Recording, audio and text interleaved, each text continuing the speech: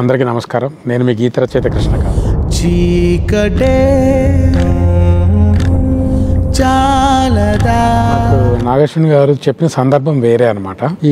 ఈ కథని ఇంకా పెద్దదిగా విస్తరిస్తున్నప్పుడు ఈ పాట సెకండ్ పార్ట్ లోకి వెళ్తుంది అని చెప్పారు. సో ఈలోపు ఈ పాటలో అశ్వత్థామ గారు, ఇది టైటిల్ సీక్వెన్స్ లో అశ్వత్థామ పాడుతున్నట్టు సందర్భంలో అన్నట్టుగా చెప్పారు. కృష్ణుడు ఎప్పుడు వస్తా అన్నాడు, ఇప్పుడు దానికి అశ్వత్థామ చేయాల్సిన పని ఏంటి, కథ పూర్తిగా చెప్పి అశ్వత్థామ గురించి, అశ్వత్థామకి శ్రీకృష్ణుడు ఇచ్చిన శాపం గురించి చెప్పి, ఈ శాపం ఇంకా ఎన్ని యుగాలు, ఈ యుగాంతం అయిపోవస్తుంది, పాపాలు ఇలా పెరిగిపోయాయి, అయినా నువ్వు ఎప్పుడు వస్తావు, వెలుగు ఎప్పుడు వస్తుంది, కలికాలంలో ఇంత పాపం పెరిగింది, అయినా కలి ఎక్కడో అక్కడ జన్మించే ఉంటాడు, ఆ కలిని సంహరించడానికి కలికి అవతారంలో, శంబలంలో కలికి అవతారంలో పుడతాడని చెప్పి, అయినా ఇంకా రావట్లేడు, ఎందుకు ఈ ఆలస్యం అన్న సందర్భం కాబట్టి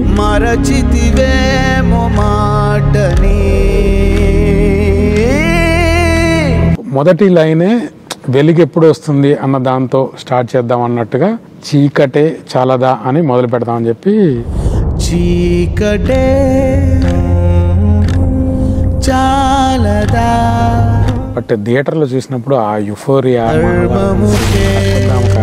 తర్వాత ఈ పాట రావడం ఒక చాలా స్పెక్టాక్యులర్ విజువల్స్ నేనైతే ఊహించలేదు. ప్రభాస్ గారి గురించి చెప్పాలంటే, నేను సాహో దగ్గర నుంచి కంటిన్యూస్గా ఇది 4వ సినిమాకి వర్క్ చేస్తున్నాను.